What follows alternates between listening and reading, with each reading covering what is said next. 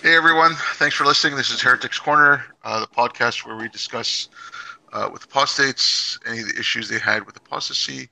I'm Obaid Omer, and joining me as always are Nulli Hello. and Dean. Hi.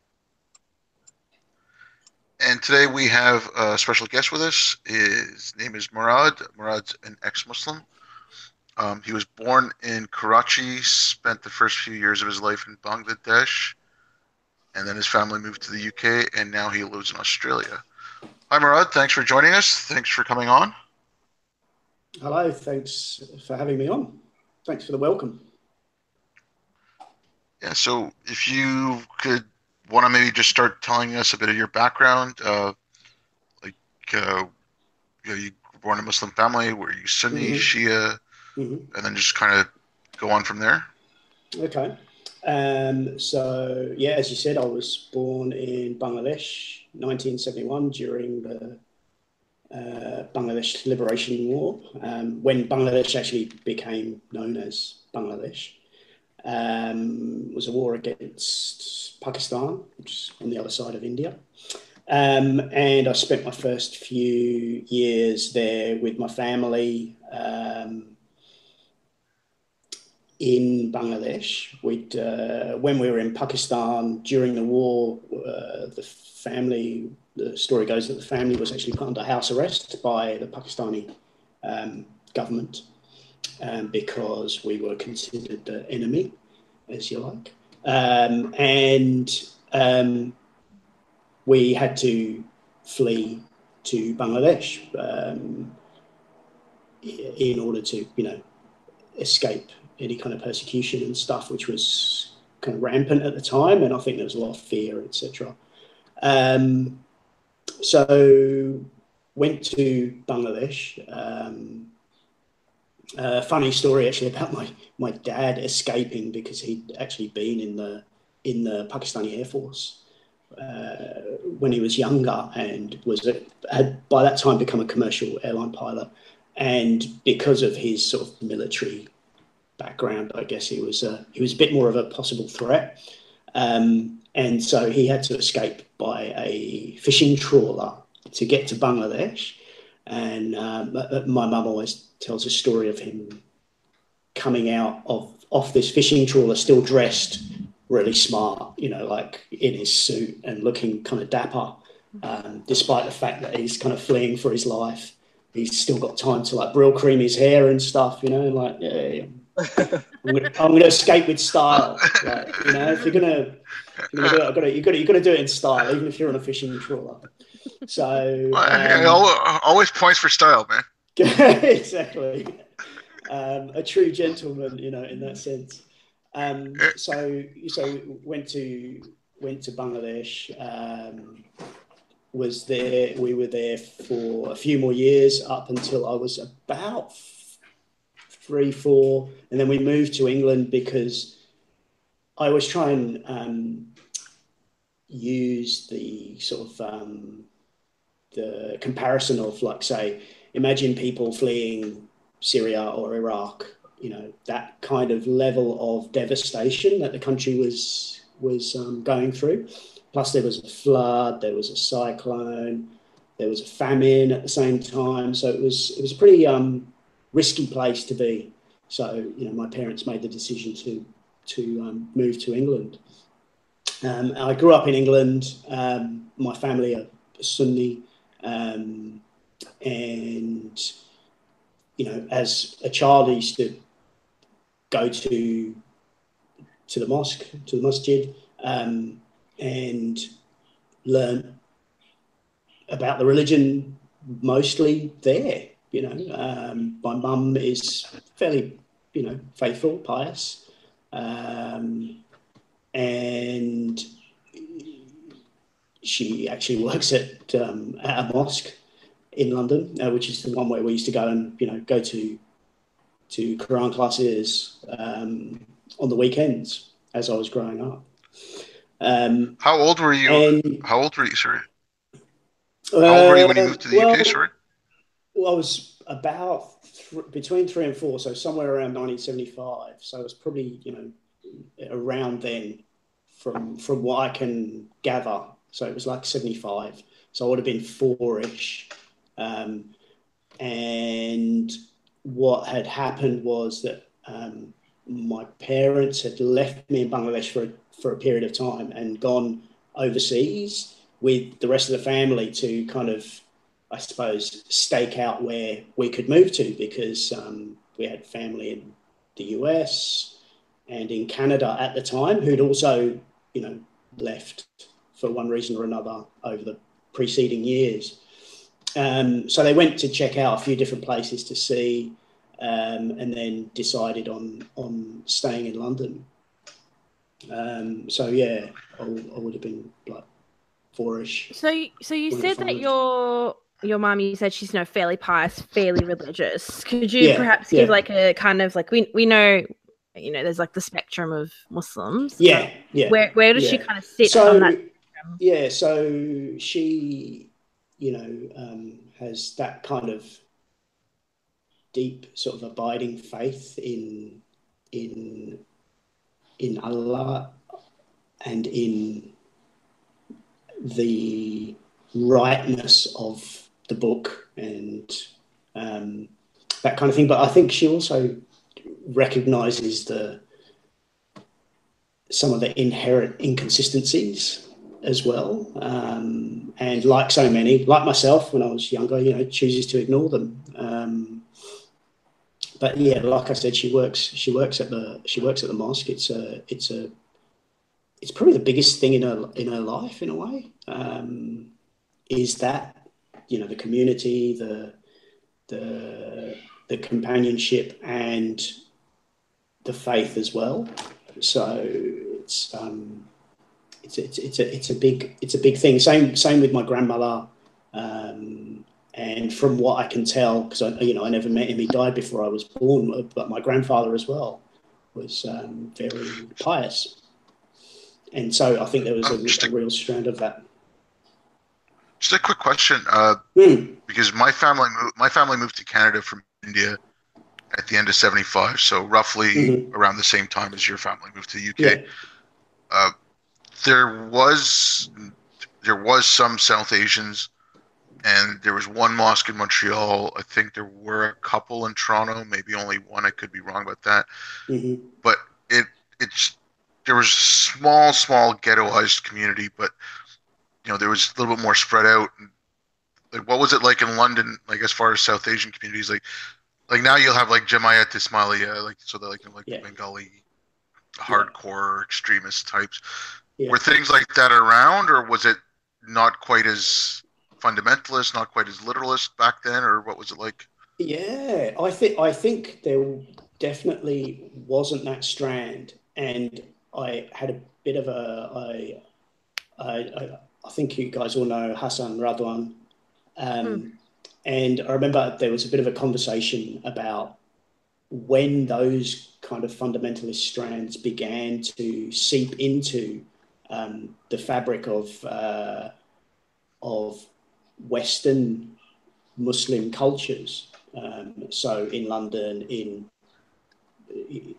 the States, and in London, I think there was, from what I can tell, there was a big injection of money from Saudi Arabia to a lot of mosques, to a lot of schools, to paying a lot of teachers to start to teach and to promulgate these ideas, but also to do charity, all this kind of stuff. It was all kind of wrapped into each other. And it was probably around that time, so late 70s, early 80s. I don't know exactly when the mosque that I used to go to was built, but it was at the time the biggest mosque in London,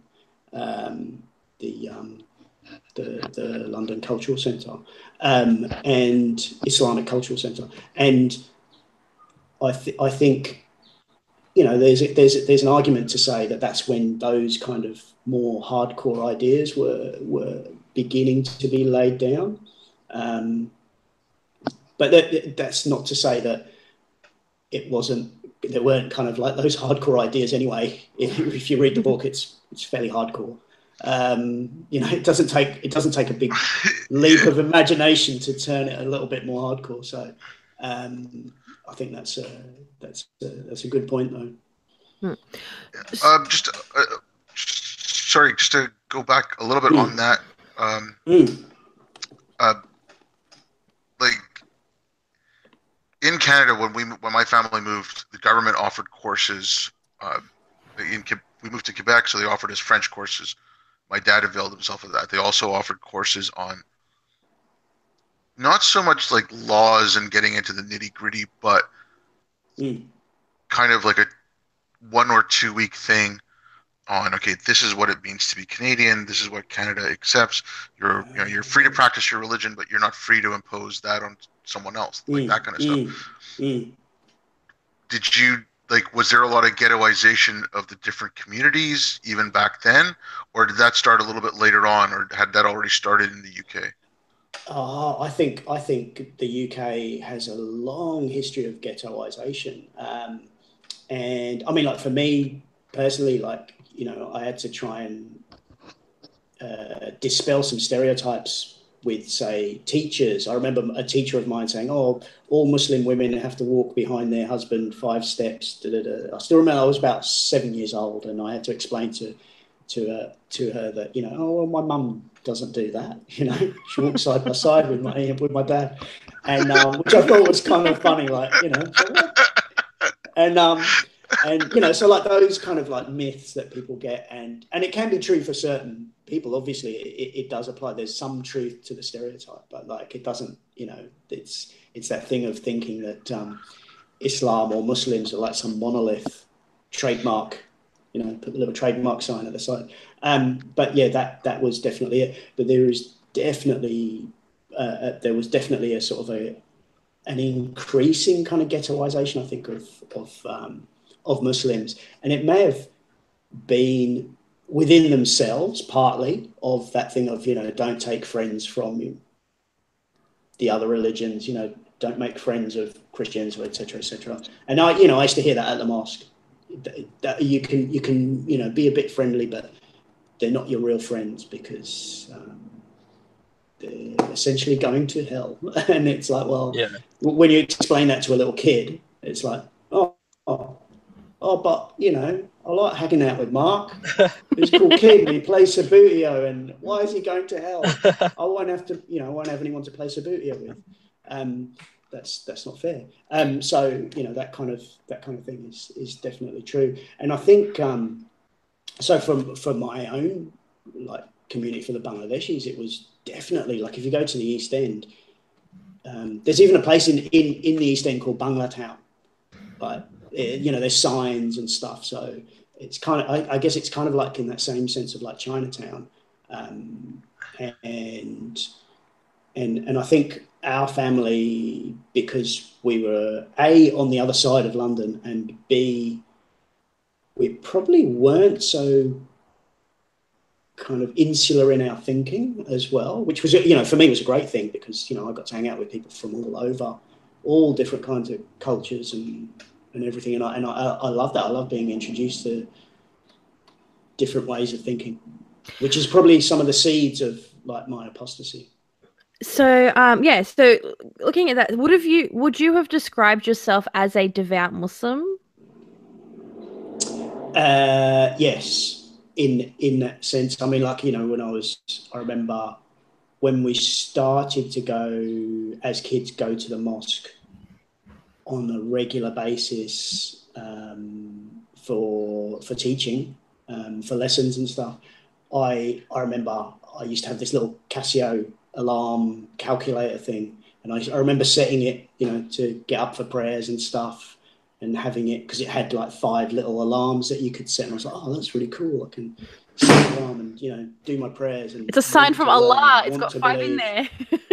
It's got 5 in there. What more do you need? It was he made it himself. I don't know, but yeah, that kind of thing. I was, and I used to be moved by the stories. I remember being blown away watching the movie The Message, because I used to put it, You know, if they got sick of the kids, like they're just like, let's put the message on. Quick, the kids are revolting. Put the message on, and everyone will sit there. You know. I mean, I have to say, like, to this day, I still think Anthony Quinn was a superb actor. He was. Okay. He was. No, but when the message came out, because I think it came out in the 70s, right? Yeah, 70. Late 70s, early 80s. Probably, yeah. Okay, but they played it in a cinema in Montreal in like 77 or something, and my folks took us to see it. Yeah. And it was just funny because of that and Lawrence of Arabia, and there was another movie where Anthony Quinn Line of the Desert. Line of the Desert. Yeah, they were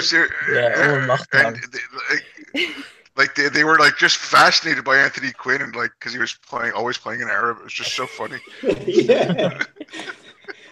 And he wasn't. I can't remember where he's from. I mean, he played Zorba the Greek as well, so he had that kind of ability to be, you know.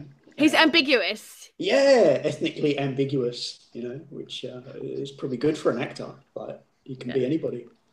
Yeah, no, I remember that. Yeah, like honestly, I like to say, like, if you were to take it from like a perspective of it being not based on fact, the message is actually quite a good movie. Like, it's not a terrible movie. If you didn't take it like as a profit or whatever, like it's quite a good movie to watch. Yeah, it's a historical sort of like mythological thing. Yes. Yeah. But I bugged my parents so much, and I kept asking after we saw it, and I'm like, I just kept saying, well, that's a silly movie. You can't see the main character. I'm like, what the hell does that mean? Why can't you see the main character? And I kept pushing that point. And the music when he'd be there, not be there, you know, like the music that would come up and be like, what? You know. Also, you know that's something else the Quran predicted, right? Because that's the what was that movie where it was like a video game? You were the first-person shooter video game. So you know the message kind of predicted that because everything was shown from the point of view of Muhammad. So there's another thing the Quran predicted. He was the first. He was FFPS, the first-person shooter. But except with a sword, you know, like. Well, it makes it harder, right? Yeah. You've got to give it more points. You get more bonus levels for killing the big boss, you know. Like, you've only got a sword. You get piety points. So you grew up in you know London. You've watched The Message. You're pretty devout. You're using a Casio calculator. You're setting your 5 daily prayers on that on. So. You know, you sound like you were pretty like into the religion. What actually started you going, hang on, no, maybe this is not the right thing for me to follow? Like what got you, what was it? Was it for you, like, was it a singular moment that started you down that path, or was it more of like a gradual, you know, self-discovery sort of thing? I think it was a gradual sort of self-discovery thing. And I think part of it was the sort of using comparative kind of religion, because, you know, we'd get taught at school, and I didn't go to like a Muslim school or anything ever, like, you know, as a day-to-day school. And so I'd be introduced to ideas from all over the place, from different religions, from, you know, Hindu friends, Jewish friends. And I remember like thinking about the stories I'd hear in the mosque about Jewish people, and then the stories I'd hear from Jewish people themselves, and go, oh, how am I supposed to marry these two up? Like, what? These people are my friends, like, and why am I supposed to hate them? Because, you know, there was a bookshop at the mosque, and, you know, obviously had all the different books, translations of the different books and stuff, and, you know, the Quran was there and the Hadith were there. And when I started to actually read it, and I'd be like, oh, and then I'd ask questions, and if the questions were too tricky or too hard, then the reaction was, you know, either you'd get a box around the ear, or you'd get hit. I remember getting a particularly savage beating with a metal pole, which was from a vacuum cleaner, these old school like 80s vacuum cleaners where everything's made of steel kind of thing.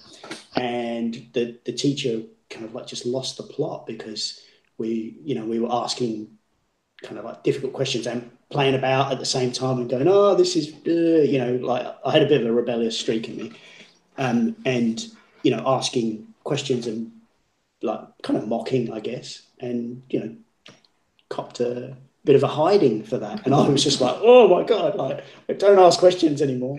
But even if I did, you'd get the sort of ritual humiliations of like punishments. So the old hold your ears thing. I don't know if you ever had to do that, where you had to crouch down and feed your arms through underneath your legs and hold onto your ears and stay in that position for like, I don't know, as long as you could until your legs burned, kind of thing. It's like a stress torture position, really. That sounds like, and you're a little kid and that's happening. Sorry.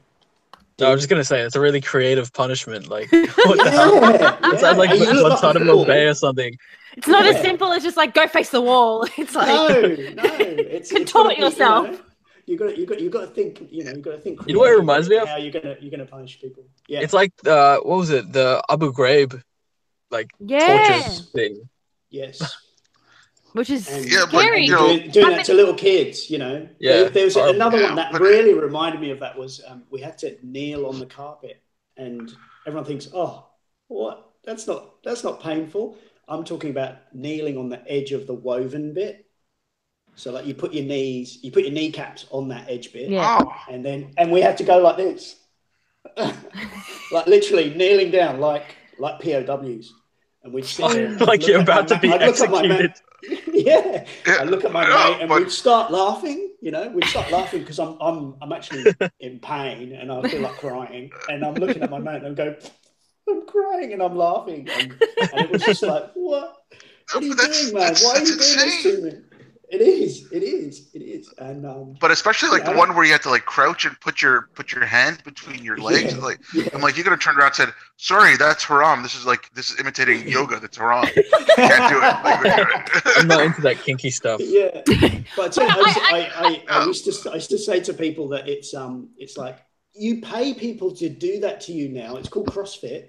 And, right? And you get people to like shout at you and make you do that, and it's like it's good for you. So maybe they made me fitter or stronger. I have no idea. Like I think it's actually quite a common thing. Because I can even recall like when my brother was attending madrasa, and like the muallim, the sheikh or the hafiz or the teacher or whatever, he would like he'd have this giant ass long thin bamboo stick that you could reach all the way to the other side of the classroom. And if you weren't like, reciting the Quran or anything like that, you just get like back the top of your head. Yeah. I feel like some people don't actually realize that corporal punishment in Muslim madrasas is still a thing, whether it's overseas or in Australia. Like it is something like I know for a fact that my dad, he ran Quran classes, he would hit those people's kids, and parents are like saying, well, you're not learning the Quran. And it is a very, very, I think it's not, I wouldn't say that, Islam says, I'll beat the kids if they don't learn the Quran, but I think it's quite fascinating that it's such level of devoutness of the Quran that you need to be reciting it perfectly, that it crosses all cultures that are in Islamic culture, whether it be Somalian, Pakistani, Bangladeshi, Arab. I think it crosses all those cultures, and it is quite fascinating that further towards understanding or reciting the Quran properly. Yeah, and making sure. Sorry. What's weird about it is that it's like a very common theme is that people memorize the Quran, but they don't actually understand any of it, like practically. In terms of translations, or even if they're Arab speakers, they don't really get the meaning behind it, like a lot of the time. Yeah. It's all memorization by rote. Yeah, it is. Like it's just memorization. But okay, this is not a defense of those guys with the corporal punishment or whatever, but in a really twisted, perverted sort of way, they're seeing it as they're doing good, because if they don't treat you that way and you don't learn it, you're going to go to hell. So they're sparing you hellfire, right? So if you look at it from that point of view, and like I said, this is not a defense of them. This is not like relativism or anything like that.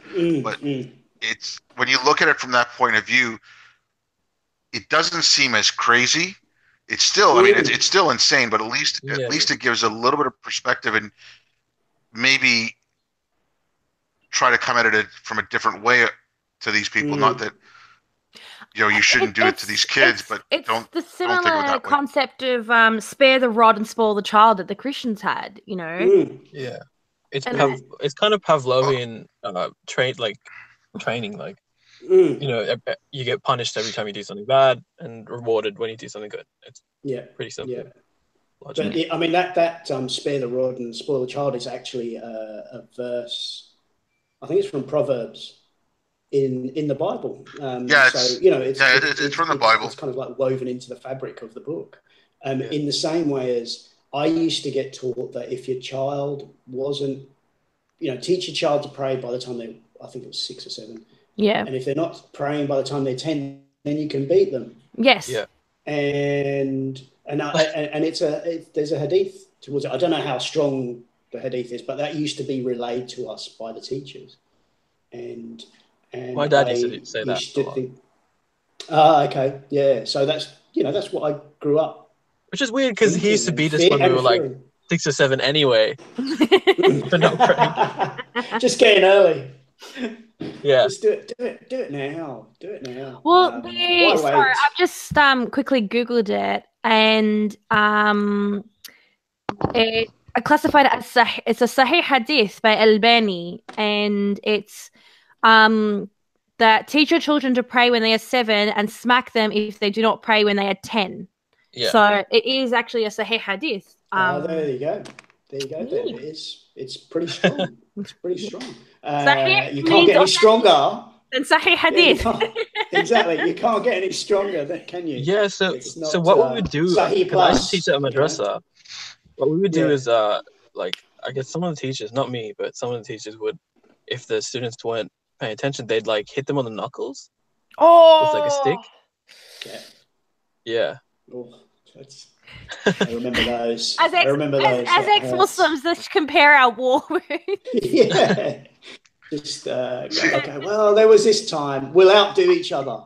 There was this time. My sheikh did. Yeah.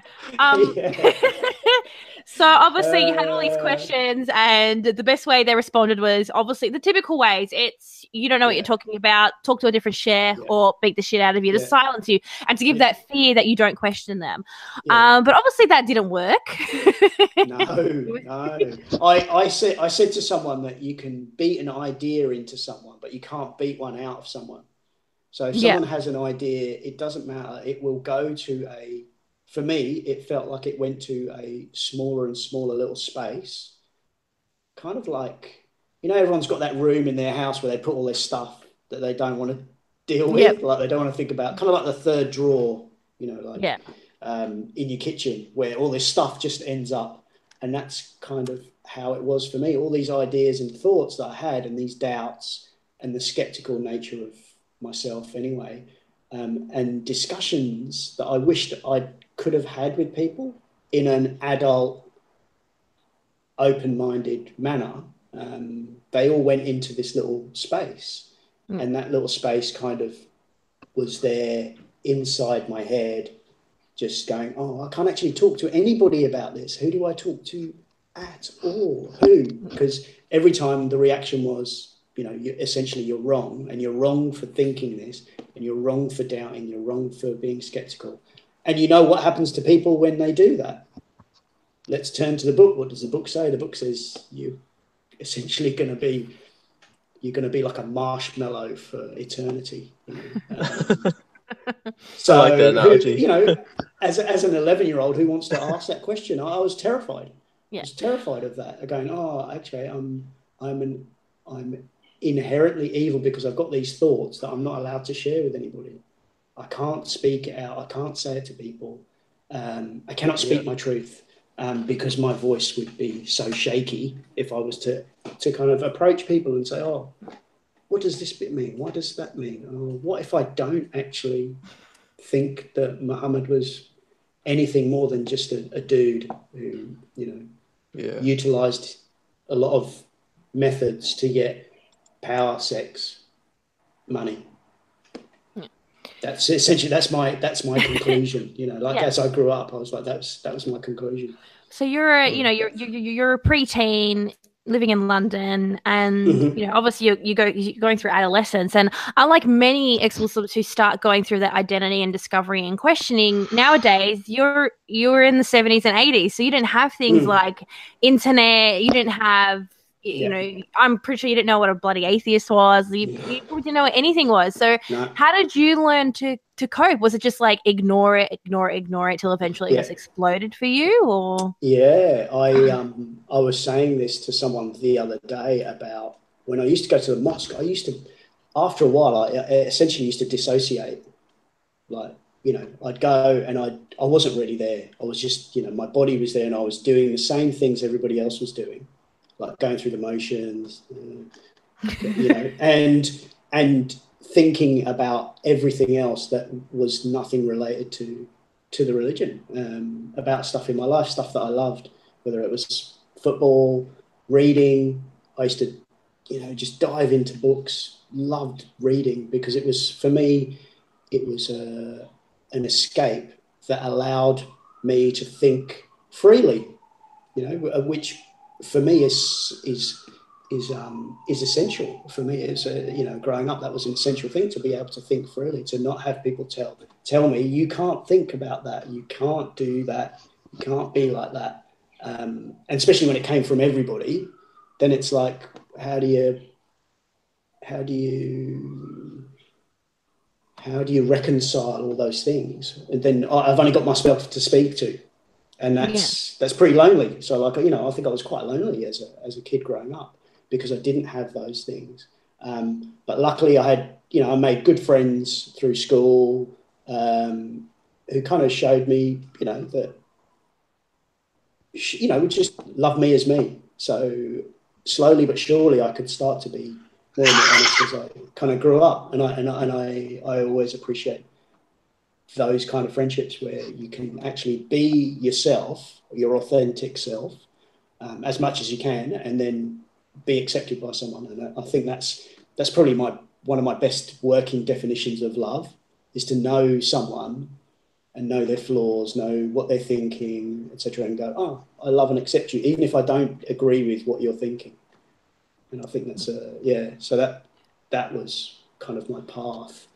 I think I had a very similar thing where, because I was raised in a very insular, even though, you know, different times, but I was raised in a very insular home. But reading was my only escape, where I could just delve into these worlds of, like, you know, fantasy or anything, just so I could disassociate from everybody around me. Did you have this disassociation with your family as well? Like, did you become distant from them? And I did, and I was, you know, I was very rare. I don't think I really had a kind of like an honest relationship with them, you know, for whatever reason, for, you know, a sense of self-protection, self-preservation. I needed to pretend with them for a lot of things. And at the same time as, you know, I was going to the mosque, I was kind of leading a double life. So, like, I'm going to the mosque and I'm praying and, you know, doing Ramadan and fasting and telling people I'm a good Muslim. And then on the other side, I'm partying like a crazy fool, you know, like going out, and it's like the 80s, and there was a classic year that they called the Summer of Love, when ecstasy kind of hit the scene, like the club scene and stuff. And that was, you know, when I was just in my late teens. So you can imagine, like, you know, I'm leading this kind of double life and going out and going crazy and smoking tons of weed and just being a complete, you know, larrikin kind of thing. But at the same time, and I'm feeling guilty about that, but somehow I managed to put this amazing sort of split in my brain between the two. And just, I mean, that fascinates me, the fact that I could do that and still have my life so compartmentalized so that I could show certain people, oh, I'm a good Muslim, and I still believe, and I still think, you know, Muhammad is, you know, the prophet, peace be upon him, and all that kind of stuff. I was just asking, like, because I kind of similar to yourself as well, because same thing. I started questioning and doubting when I was about 11, so that was 1980, and then by the time I worked it all out for myself, I was 16, so like 85, and then by the time I told my parents, it was 6 years later. But I mean, I slowly stopped even. Like my family was devout, but they never pushed it on us. Like I never prayed 5 times a day in my life ever. Yeah. Same thing. Like when I was learning it, it was a friend of the family that taught us, because there was only one mosque, and my dad had some issues with the mosque. He just didn't like the way they ran things. So there was stuff like that. So, and I had no guilt about going out and partying, by the way.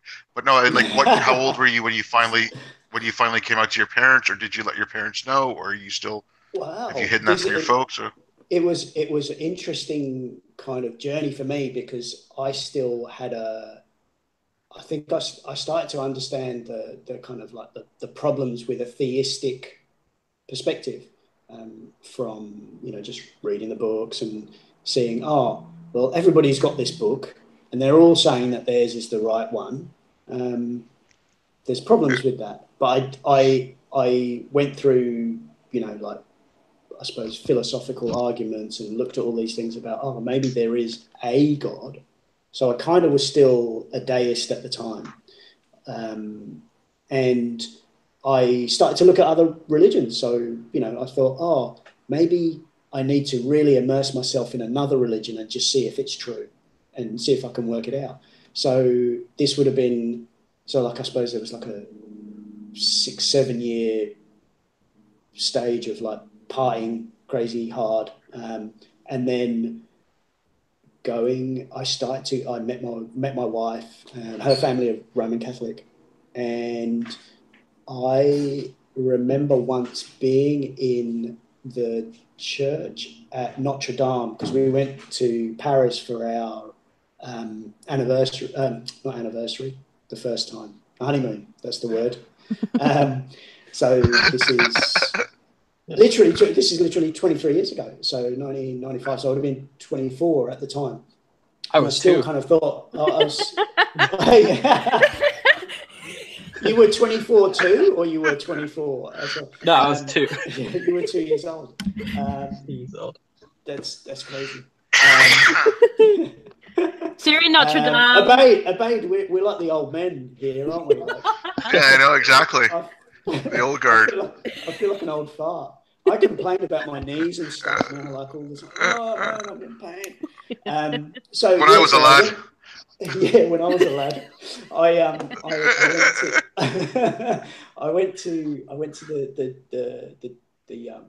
cathedral there at Notre Dame, and Jenny said a prayer, because she was pregnant at the time, and she was sitting there saying a prayer, and I kind of looked at her and I thought, I never got that sense of what she had. Like, she looked like she was peaceful, and I thought, I never got that praying. I never got that. Like, what? What's it? I've been gypped. I've been gypped, man. Like, you've got to remember all these bloody words. You've got to do this thing. You've got to get down, say them right, and make sure everyone sees that you're doing it right. But she just sat there by herself, and she prayed, and I thought, well, that looks nice. That looks nice. I might try that.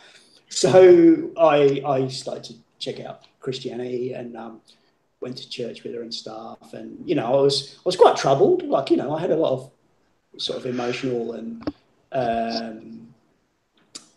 mental pain, anguish, and stuff that I didn't know how to deal with. I had no understanding of how kind of like messed up I was, and how I think just years and years of trauma had affected me, and like my family of origin, like just trying to get through that. So I started to go to Christianity, and I kind of liked, I liked that message of he kind of loves you, and he loves you as you are, sort of thing. That's the thing I got caught in.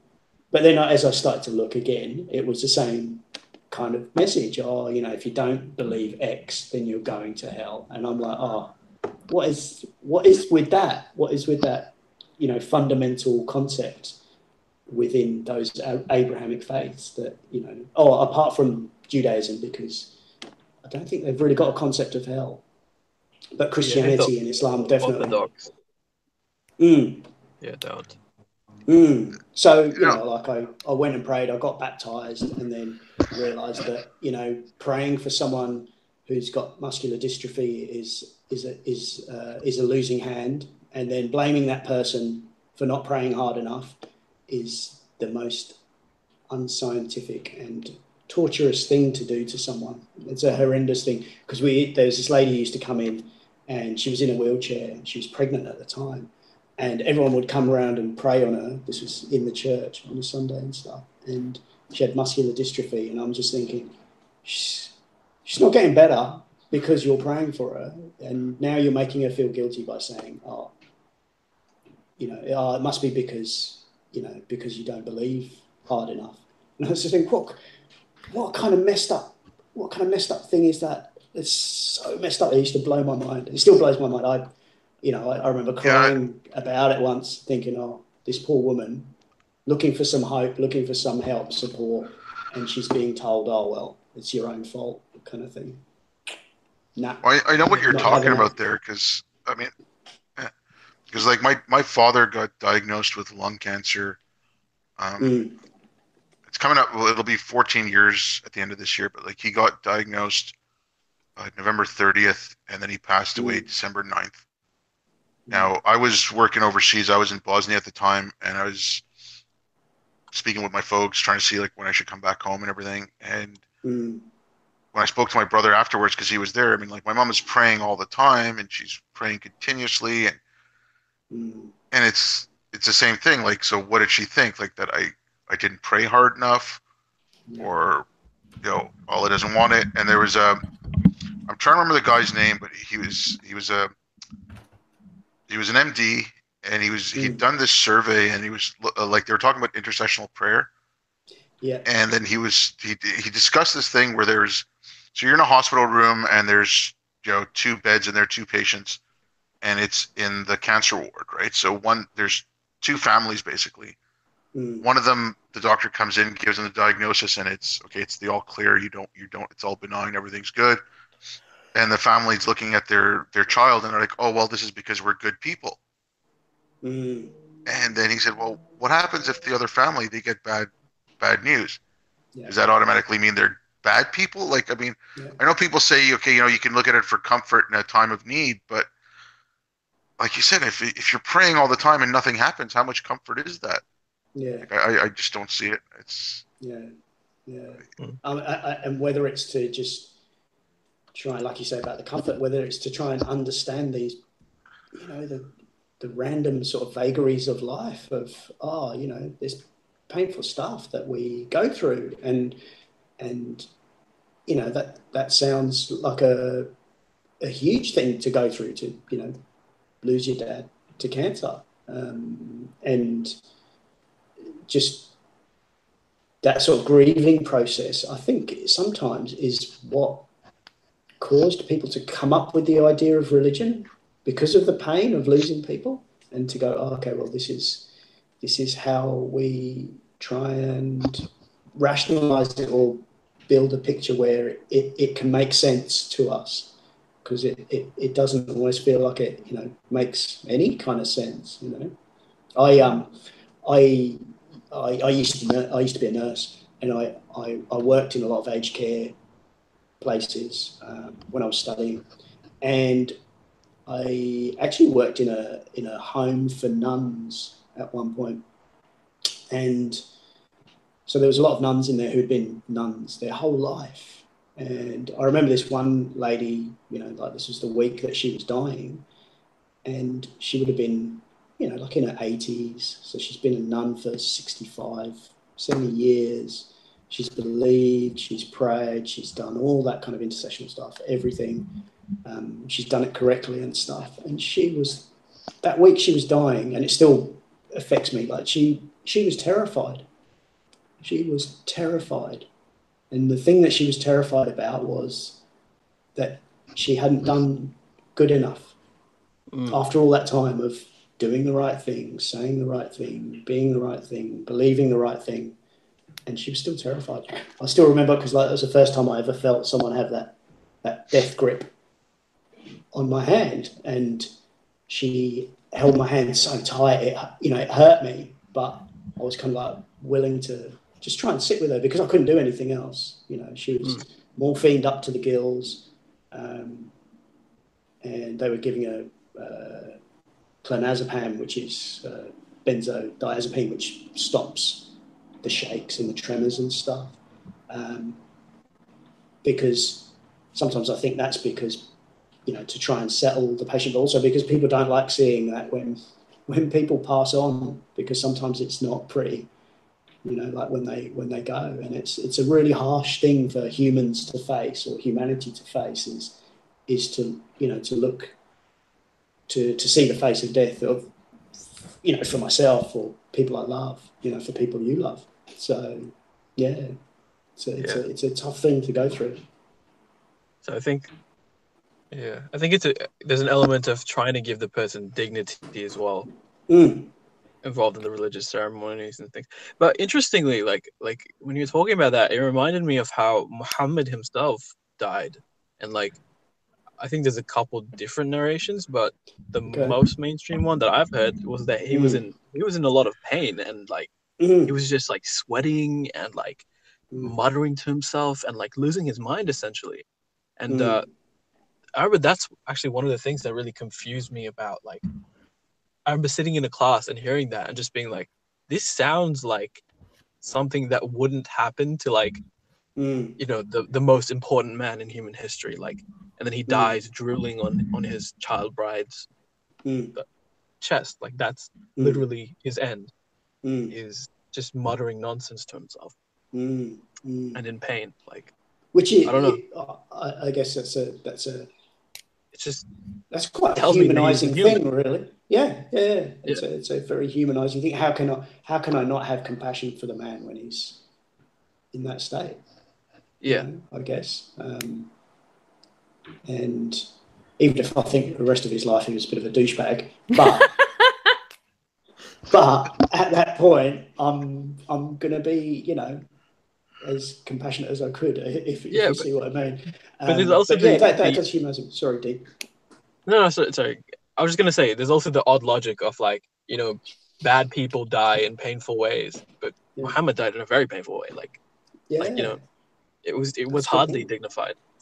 That's it. No, that's a really good point.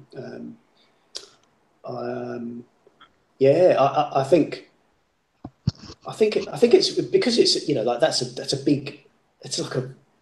a big thing that everybody has to deal with at some point in their life, or at the end of our lives, so I think it plays such a big part in religion and in religious texts and in trying to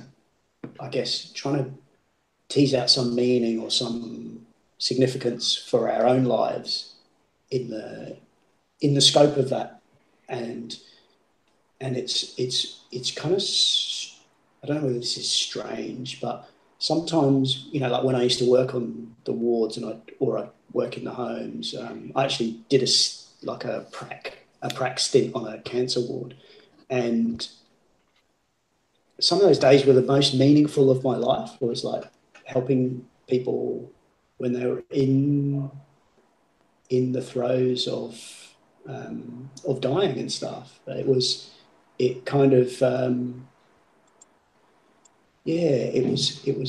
strange to be able to be there and try and help people be more comfortable, like you say, and not rely on those kind of pat answers that people give, when they're there. So when the grieving parent or a grieving spouse would come in, and trying not to be anything but just someone who could listen and accept where people were at. It must be odd because these people have lived such long lives, and then you're one of the last people that really witnesses their life at the end. Yeah. Because I used to work at a rehab center, the Victorian Rehabilitation Center, just serving the food essentially, like as a kitchen hand. But a lot of the people there were very elderly, and they were just there for like, essentially the last few months of their life, and then they'd be moved to like a more critical facility. But basically, they were there while they were like incapable of living at home. And similar sort of thing. Like you knew they were dying, and like there was this connection almost. Like you wanted to like give them extra care, and dignity. And I think that's to do with the fact that we're human beings. We have a thing called a heart and compassion and empathy towards our fellow humans, regardless of what they've done, like what the God they believe in or no God they believe in or anything like that. I feel like as human beings, once we've, I guess, evolved mentally and mature in our thinking, that we can have that sympathy towards people in their final moments. I think it's definitely a thing. But yeah, so we got heavy. We did. Got heavy. Take a breath, everybody. Take a breath. But it's good to be alive. Keeping in line with this, though, how did you raise, as I guess you would say, like a devout Muslim? How did you reconcile things like grief and mourning with how you were raised, or by that time you reached a point experiencing this? Did you were already like, well, I don't believe in it, so I don't have to worry about it, or like, what was that process for you? It's a good point, actually. A good question. I remember the first time that it was family who died. So I had when I was in my teens, a cousin of mine died, and that hit me really, really hard. And I think at the time I wasn't particularly.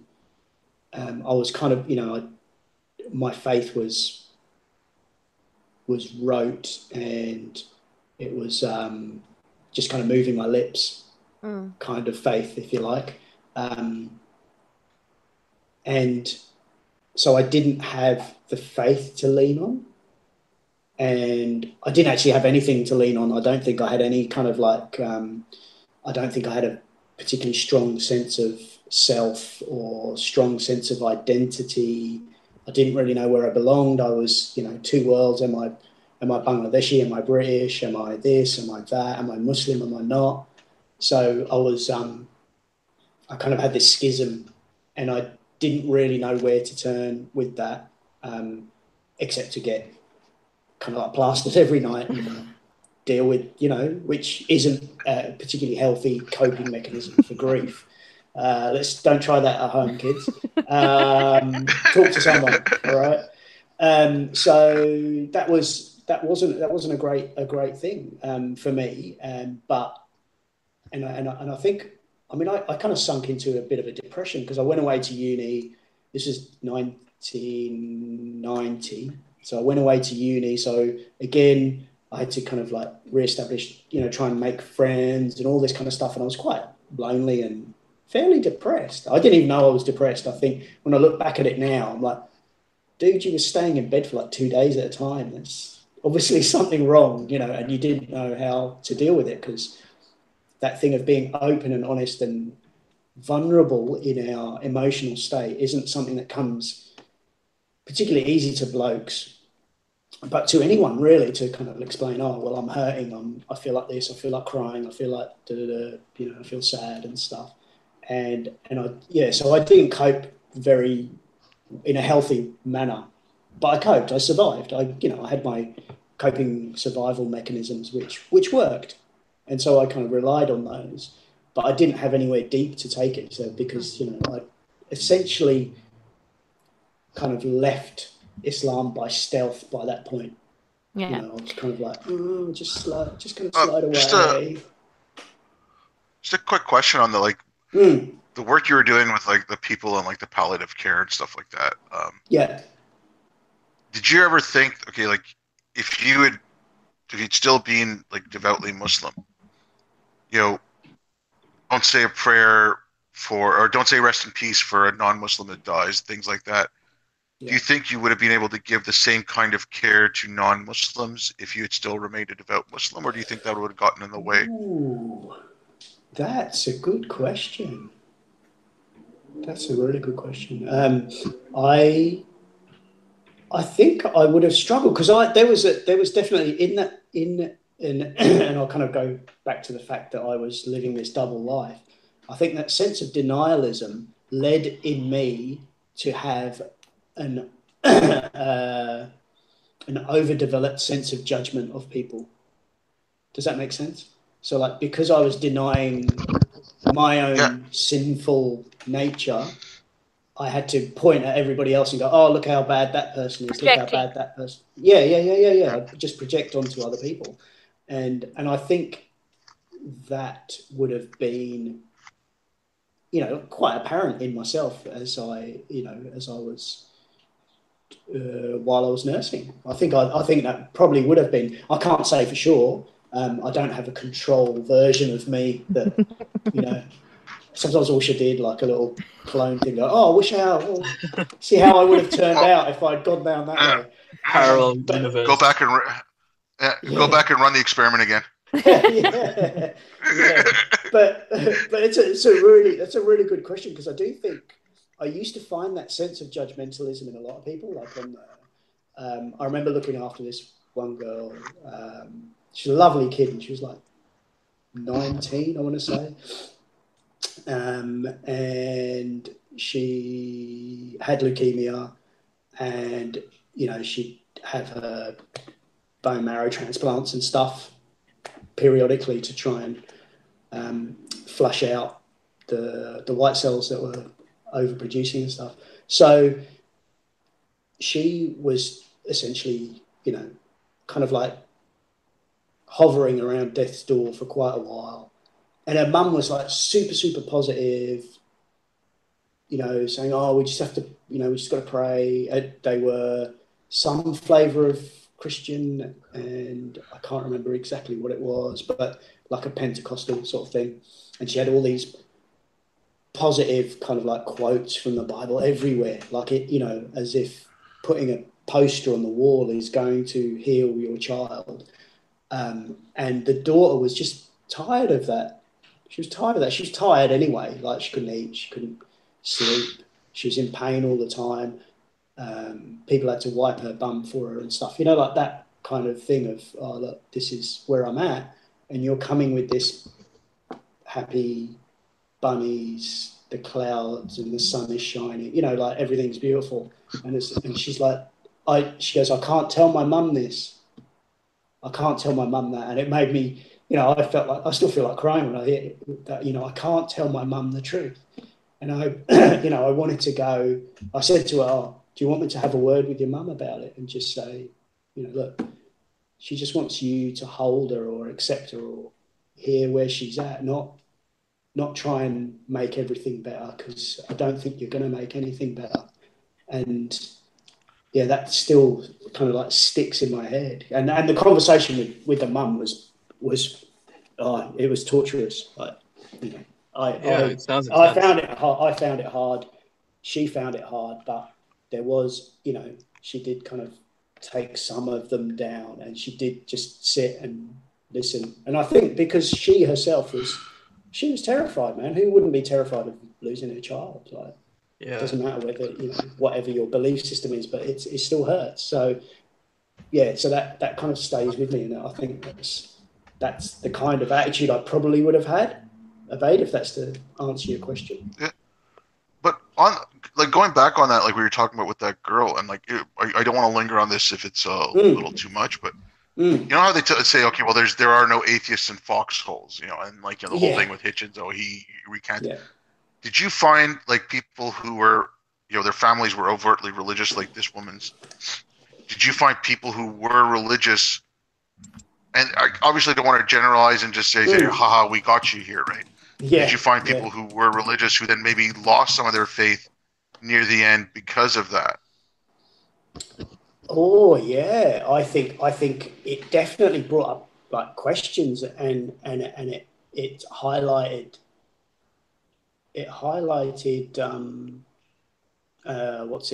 like Pascal's wager of I may as well believe just in case, and it kind of highlighted that fact of, oh, well, I might as well, because I'm kind of dying, and if there is something else, then I want to be assured, but then that has a kind of like an inherent sort of paradox in it, and that is it genuine kind of thing, is my belief genuine, or am I just doing it because I don't want to be left out and stuff. Yeah. So also, which one? Which belief? Yeah, exactly. Islam, Christianity. Yeah, I was reading this thing the other day that's just reminded me of this thing that I was reading about David Hume, who's a Scottish-British philosopher, and very rational in his thinking, and he was an atheist and stuff. And a guy called James Boswell, who was his friend, who was a theist, went to speak to him on his deathbed. So Hume's dying, and Boswell is essentially trying to say, oh, why don't you believe? Because, let's try and get you to believe, because then you'll end up in heaven and stuff. And there's a line from, because he wrote about the interview and about the discussion, and he said, here, I'll just read the quote out, because I think it's I want to go out like David Hume. And he said, this is Boswell speaking. He goes, he had once said to me on a forenoon while the sun was shining bright that he did not wish to be immortal. And, it gets shivers up the back of my spine when I read that. And I think, yeah, I want to be like David Hume. I'm just here for the moment, and bye. So, see you later. See ya. So I'll think along those lines. But I think it definitely made people question. And that nun I spoke about before, let's call her Sister Margaret. They always seem to be called Margaret. I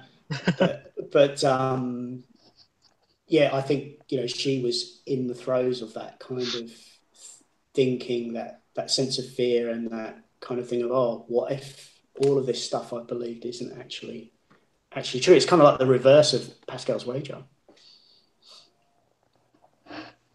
Yeah.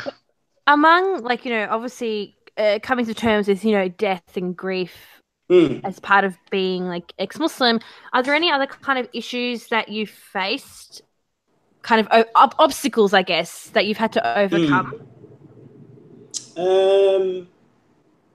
I think for me, and I guess this is all tied in with so many things around identity. Who am I? What am I? What's my moral sensibility? What are my moral sensibilities? All these things kind of, I almost felt like I had to do them once I kind of drifted away from the religion. I had to do them sort of a priori. So I had to do them from baseline and go, I've got to go all the way back and try and figure out a foundational thing to sort of build my life on and stuff, which, that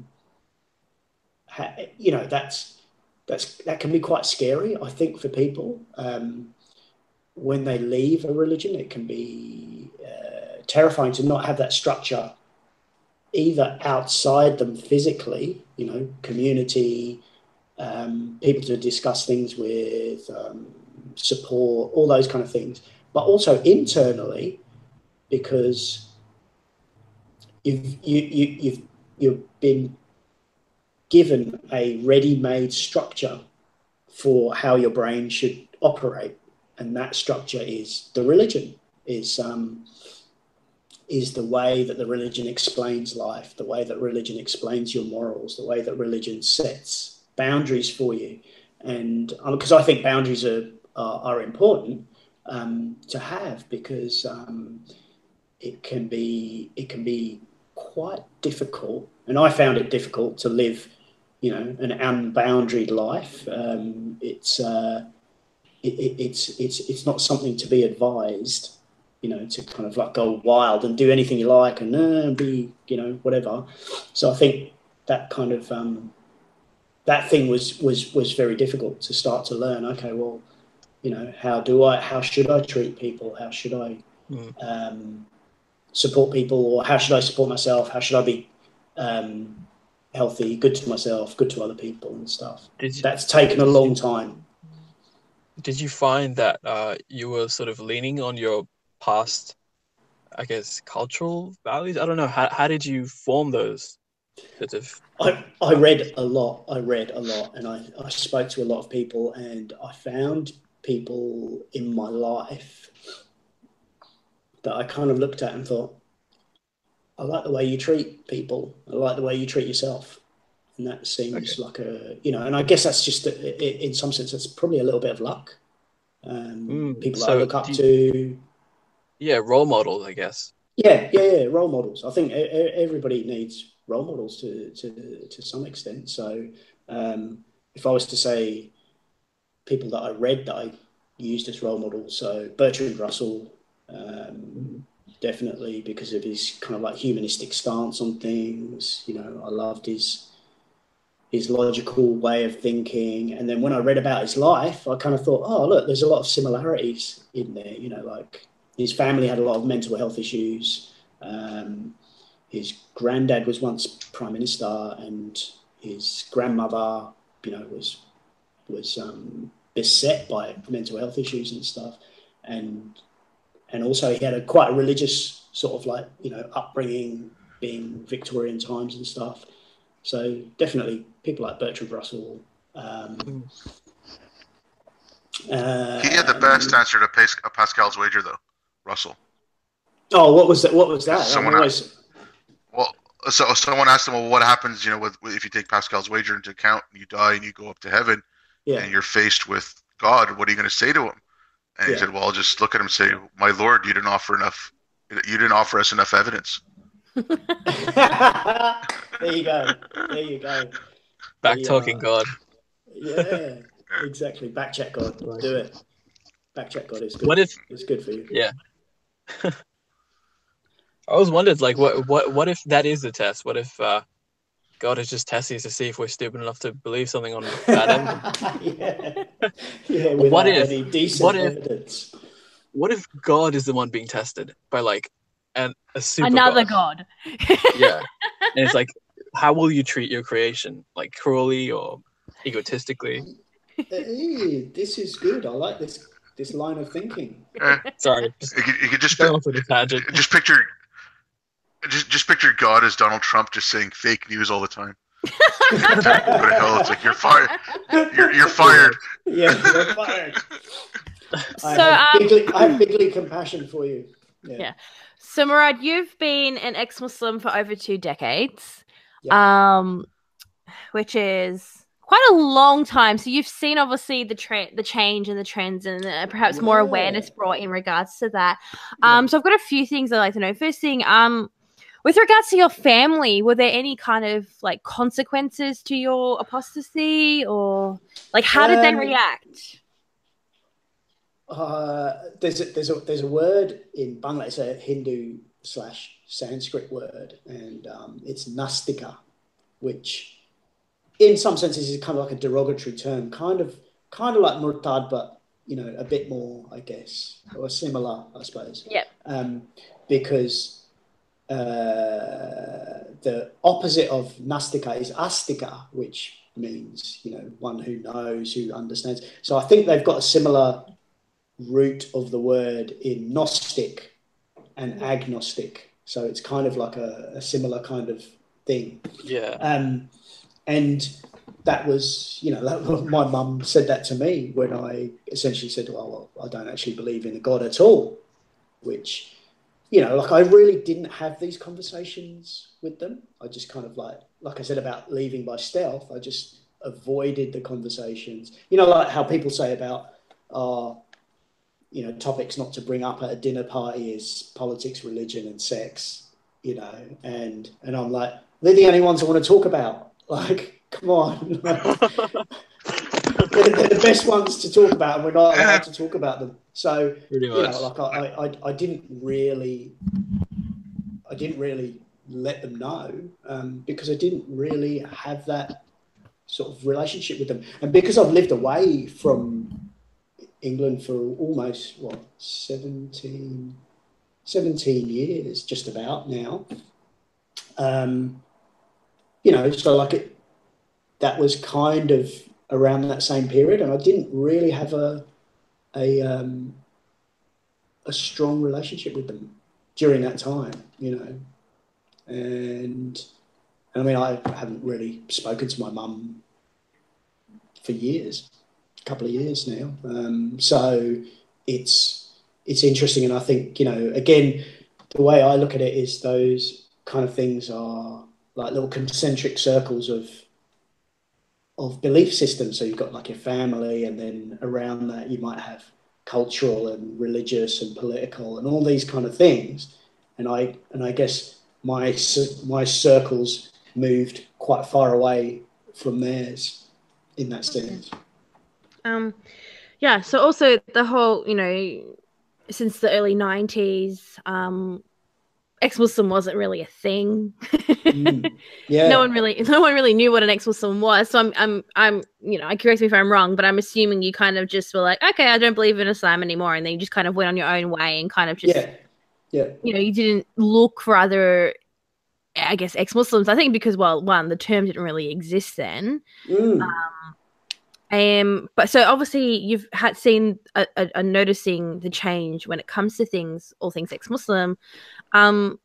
What do you think about how things are going like now? Do you think it's good that we have, obviously it's good, but like, do you think with regards to ex-Muslim exposure now, it's more than you had? Do you think it's a lot more beneficial to, like, say someone who's in a similar situation to you growing up?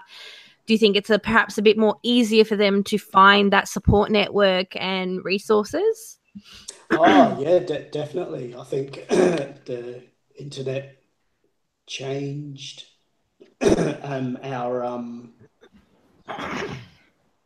our method of transmitting ideas. It's I kind of liken it to, I don't know, I suppose like the printing press or something. So that kind of that shift in the way that people think and can share ideas is a really, really powerful way for people who have left to connect to other people and stuff. And I see it all the time. I see it on Facebook. I see it on YouTube. I see it, Google Hangouts, or ex-Muslim groups that are where people who are not out, are still, they're still probably having to go to the mosque for, their own reasons for safety, etc. That kind of thing. It's a really good, safe place for them to go and be honest and be authentic about themselves. And I think that's a really powerful thing where people can go and share stories and then find similarities. That's exactly. I mean, Maryam Namazi had said the same thing. That the internet is going to do to the Muslim world what the printing press did to the Christian world. Right? Bringing about a new enlightenment into the Muslim world, and it's. I mean, it's true. The thing with the printing press, what it did back then, with the movable type, you had books easily disseminated and people had access to information. Now, I mean, there was that UN report that came out in 2006, how that year Spain had translated more books into Spanish than the entire Arab world had translated into Arabic in the preceding 1,000 years, right? So it's easier for those governments to stop books, but unless you have the money that a Saudi does or something like that, they might be able to block individual sites. They're not going to be able to block the entire internet. So, what was it? Even a few years back, they talked about like the God Delusion being downloaded over 1 million times into Arabic, a PDF of it. And now there's that organization now that Faisal Al-Matar started called Ideas Beyond Borders, and they're translating. They're translating books into Persian and Arabic, and they're getting them into the Middle East and Iran and North Africa.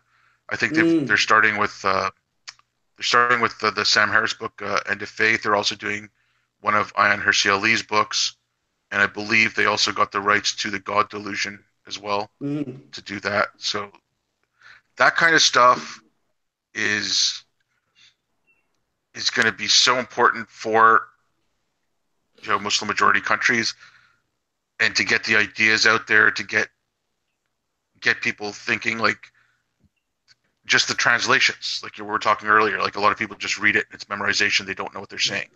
Yeah. I never had a clue what the hell I was talking about. My parents didn't. Yeah. The person teaching me to read the Quran didn't know what the Quran really said because she wasn't Arabic. So it's once you read it for yourself, and now you have you can go online and you can find any hadith, and you can find all the sources for it, and you can find all the takfir, it's everything. And then you look at the context, and when you put it in context, it's even worse. So yeah, I mean, the internet's going to be a great thing to to emancipate the mind. That's a great phrase. Obaid has great phases all the time. Yeah, good one, Obaid. I'm stealing that one. I'm going to use that. I love it. No, that's such a good point. Because that's just sorry, Nulli. That reminded me of the thing of you were saying about the Bible, or the printing presses and movable type and stuff. And there was a guy, I think it was William Tyndale, who translated the Bible into English, because before that it used to only be, in Latin. And only accessible by very few, the select few, the people who know, the ones who have the knowledge, kind of thing. And it's like, well, let me read it for myself, and then I'll make up my own mind. That's pretty much it. That's it. It's simple. Yeah, but when you talk about Tyndale, you also have to bring up the fact that Thomas More, and if you're a Catholic, it's Saint Thomas More. He was sainted, and I think it was in 2000 he was made the patron saint of politicians. And here was a guy who in London would burn people at the stake for owning a Bible in English. Yeah.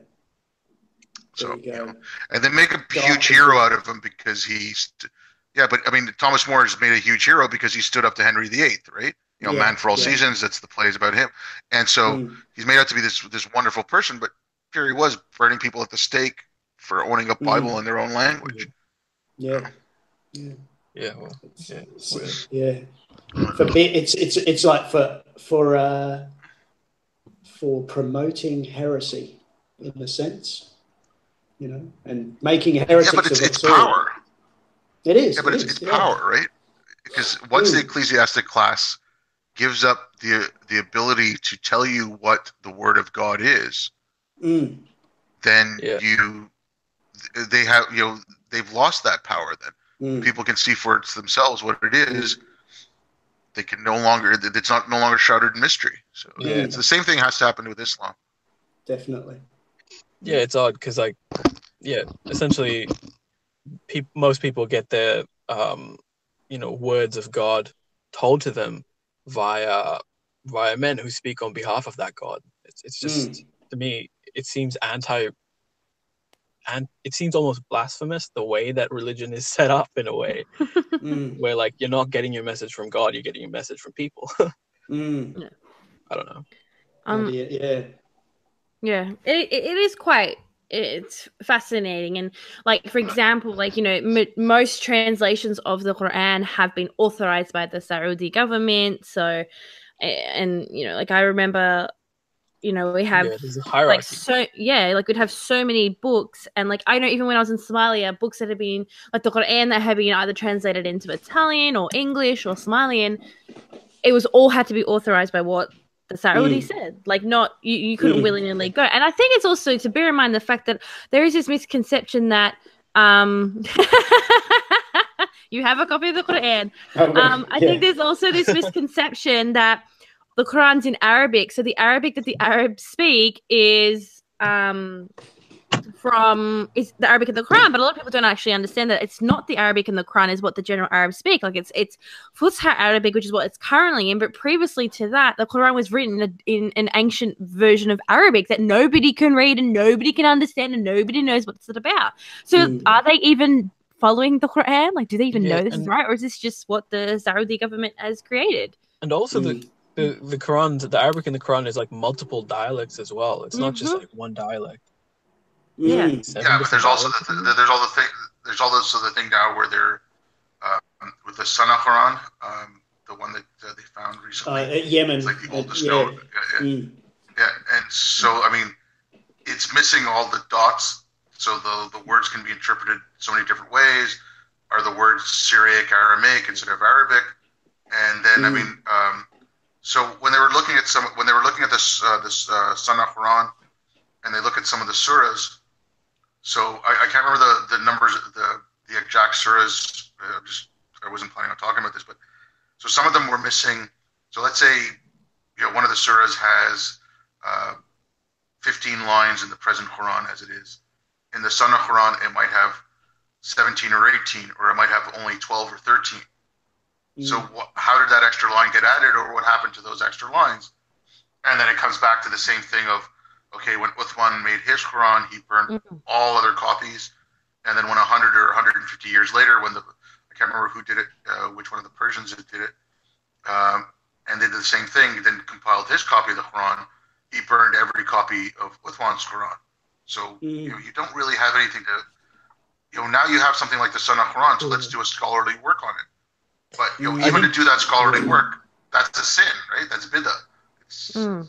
Yeah, so this comes down to like the whole verification process of religion, where like religion sets its own standards for how to verify its own truth, and it's just bizarre circular logic, where essentially someone, like a guy somewhere, essentially, or system or government, is setting up the rules, and like I don't know. To me, it seems like even if you did believe in God, you would have to understand that there's plenty of potential for corruption along the way. And you just can't trust the information that's in the Quran. It's something that's actually always fascinated me is, I've read the Sirah, the story of Muhammad, like so many times. We're talking hundreds of times, and I've heard it hundreds of times. And it's like, it's always kind of fascinated me. Like, did Gabriel explain to Muhammad that, how it was the first surah or ayat revealed was Iqra bismi rabbika alladhi khalaq. That was revealed first, right? But then so they released 3 verses to Muhammad there, and then Muhammad ran down from the mountain and was freaking the fuck out because he saw this angel, and he's with Khadija, and then the angel comes to him again and then gives him the verses from a different surah in the Quran. It's like, how do we know this is the correct? Like, is it the same surah supposed to be together? Like, who decided? Because Muhammad never decided. Yeah, exactly. And like more interestingly, like on that point, I was thinking about this the other day. How like, if Muhammad freaked out when he saw the angels, like how do you know that he wasn't actually getting revelation from like the devil, or he wasn't just losing his mind? Like he himself didn't know. And like even if you look at like something like the satanic verses, or okay, let's ignore that. But let's say the story of Abraham, where Abraham was about to sacrifice his own son because of a dream he had. And he like prophets themselves can't tell the difference between a message from Satan and a dream, or like their own minds playing tricks on them and God. Like they themselves have no idea. Like how are human beings meant to like differentiate between third hand like sort of proofs from these? That was something. Yeah, that was something actually I brought up. Messed up. Sorry, that was something I brought up.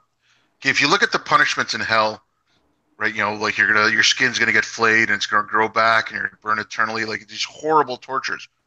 And you look at the punishments prescribed for blasphemy and desecrating Islam, and like you're gonna get crucified and have alternate limbs cut off. You get burnt, like ISIS burning people alive, this and that. So when you go back to the satanic verses, right? So if you believe that, then twice it was Shaitan that was revealing the text to him. What if it was the inverse? What if those 2 times was actually Gabriel and the rest was Shaitan?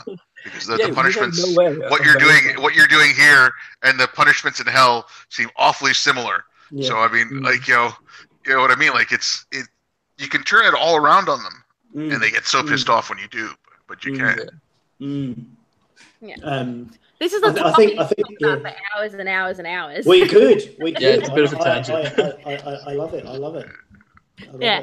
I love finding that stuff out. Yeah, but quickly before we jumped on here, you mentioned that there's a woman in London who's speaking about religious trauma syndrome, where she's trying to get it. Yeah, because I've always kind of said that, you know, like people who escape religious experiences, regardless if they're like extreme or not extreme, tend to have issues, and they need someone to. And a lot of people don't understand the issues that they face. So, and I didn't know someone was actually put a name on it. Do you have maybe a bit more information about it that you'd like to share?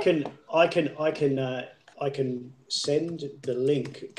Will you post the links? We'll pop it. Yeah, we'll pop it down below. All right, let me just find this lady's name. Her name is Dr. Marlene Winnell, and so I'm pretty sure she's a psychologist, and she works for a company. Oh no, sorry, she's at US. Sorry, it's the US. I got it wrong. So same people. Same people. There's a YouTube video of her, and it's called Religious Trauma Syndrome. And she's written a couple of articles saying, you know, the people that she's spoken to, because she seems to, I think it was by accident that she suddenly started to see all these people who had some kind of trauma from leaving their religion. And that could have been for them that deep kind of, I guess, almost like spiritual trauma of going, oh, I believed this and it was everything, and now I don't have it anymore. And that transition, that's a big step. That's a huge step. It's like the opposite. It's almost like a leap of faith in a way, but the opposite. You know, you're landing on the ground and going, oh my God, there was no faith, kind of thing. So she's even written a book called Leaving the Fold, which I see you can download for free. Oh, look at that. There you can. There we go. So it's like a little workbook. We'll put all the links for this down below. It's actually quite interesting. I'm just having read through myself. Because I mean, I was speaking to someone just the other day, and he was saying that he grew up in a Baptist, kind of like an evangelical sort of Baptist church, and when he was in his late teens, they put him through gay conversion therapy. And, 20 years later, he's still dealing with the fallout from it. That's the consequences of it, is that his like his anxiety, these things that are kind of related to the stuff that he had to go through. So it happens, across the board. I think Islam has its own flavour. It's got its own kind of flavour of doing those kind of things. And I think, I do think that for some people to lose that, it can be like a massive, massive struggle. And so, it's kind of been on my mind a bit, because I've helped in the past. I've helped to run support groups for men who've been sexually abused, and the parallels that I see are kind of uncanny, and especially if it was men who were sexually abused in a religious setting and stuff.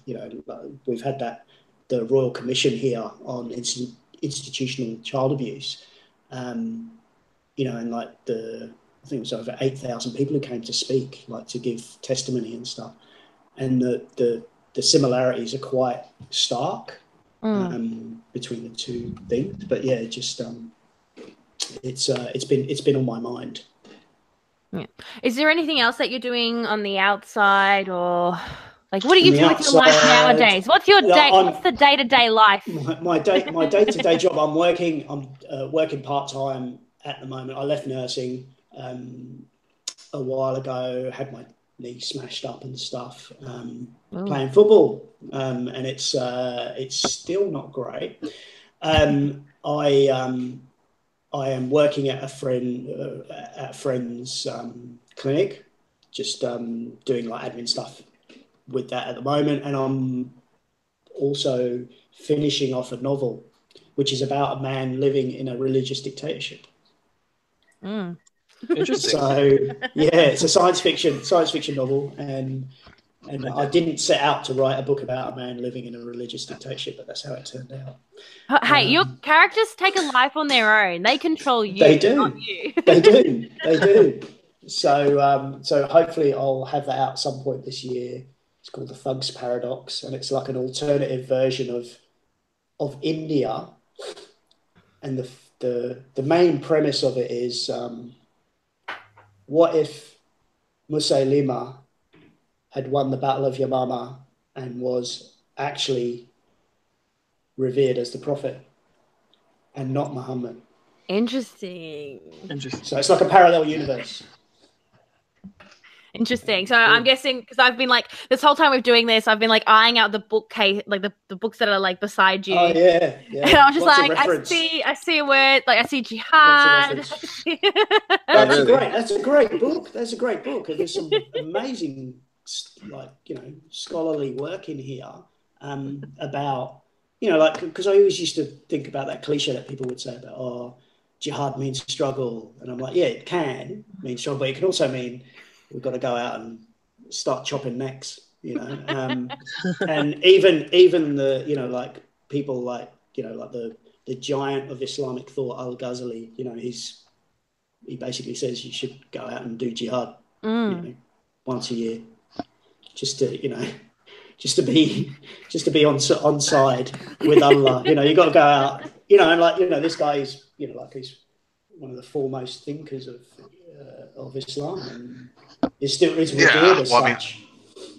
Well, when you look at Al-Ghazali, though, I mean, it goes to show you that, people talk about, Sufis are it's just the spiritual side of Islam, and they're very peaceful, this and that.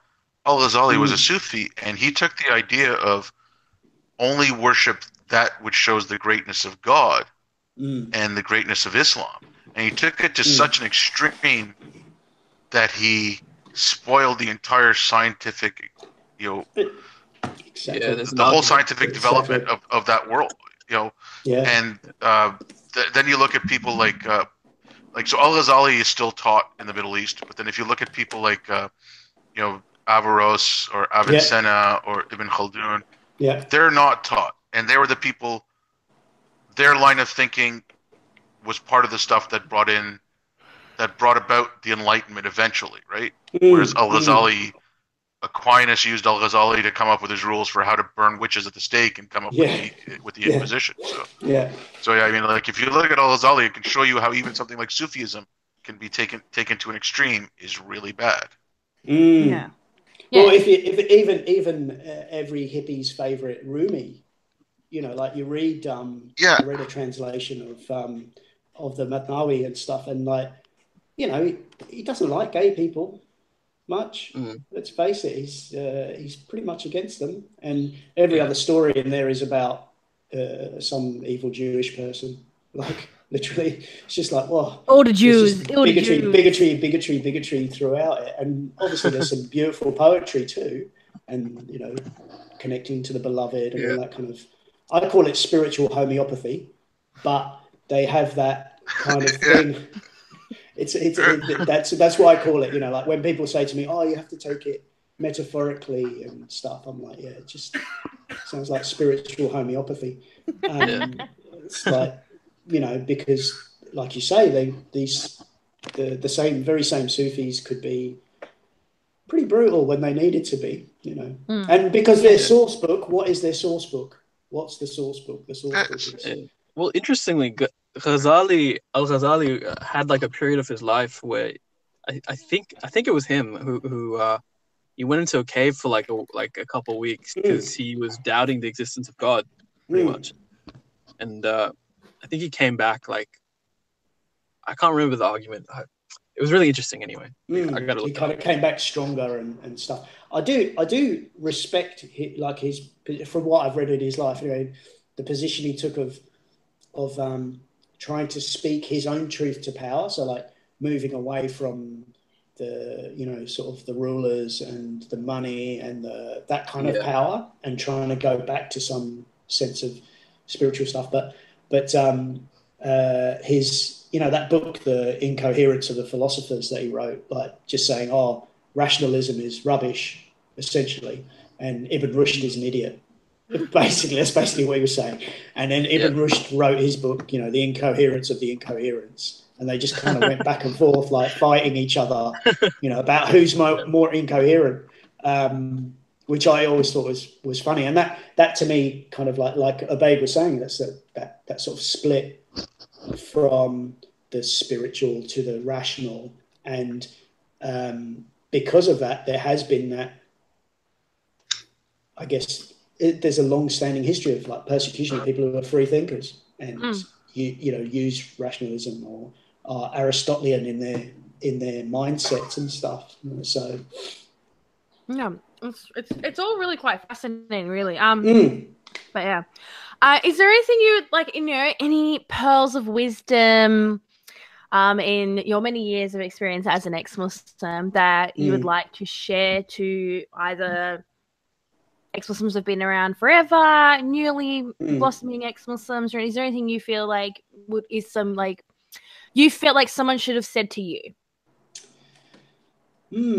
That's a good one. Yeah, if I'd had someone turning to me and saying, "Oh, I can see you're struggling, and I can hear the struggle in your voice or in the things that you're saying and stuff," I think it would have been along the lines of acceptance. I accept you where you are right now, and that way, I think it unlocks that sense of then people can be honest and be authentic. So when they feel accepted, it gives them that sort of safe platform to be honest. But it's a two-way kind of thing, because then the honesty fosters more acceptance, and then the acceptance fosters more honesty. And I think that's a good way for people to deal with, difficult things in their life and not have to rely on denialism or other sort of like numbing techniques to sort of like shy away from the things that are tough in their life. And also connect with people. Yeah, I was about to say, so you just basically mean reach out, talk to human, build those connections. Connect, find, Google, ex-Muslims. Just start there, or look at is the subreddit still going pretty strong? Yeah. Check out the subreddit. I haven't been on there for a while. Those kind of places, because I know for people who've left other religions as well, the subreddits that they've got on there, like for even people who've left like Buddhist cults and stuff, which you don't normally hear of, but there are such things as Buddhist cults. Which is kind of like, oh, there you go. So if you're in any religion and you're thinking of leaving it, just Google the religion and plus cult and see where it takes you. It's amazing. It's a rabbit hole. You will be lost in there for days. Fair enough. So the wise words of Murad is type your religion that you are of into Google and then put cult next to it, and it's fine. You'll be like, oh man, I always suspected that, but well, it's been an absolute pleasure having you on, Murad. Thank you very much. I really appreciate it. That's okay. It's been a really interesting conversation. It's been a really interesting conversation, and we did go off on tangents or whatnot, but I think we touched on some really important topics. We got a bit heavy, but then we got a bit lighthearted. But I think that's how things are. And it's important to know that even though you've been open for so long, it doesn't necessarily mean everything's easy the moment you remove the veil of Islam or religion. It's still a struggle, and it's something you go through every day until you become happy with who you are. But again, it's good. That's a great way of putting it. Yeah, I'm great with words. Modest too. I know, I'm super modest. But yeah, like I said. But yeah, so as always, if you enjoyed this video, don't forget to give it a thumbs up, share, subscribe, etc., etc. Press the bell button thingy as well. I sound like a beauty guru, but please do that. We like it. It means you like our stuff.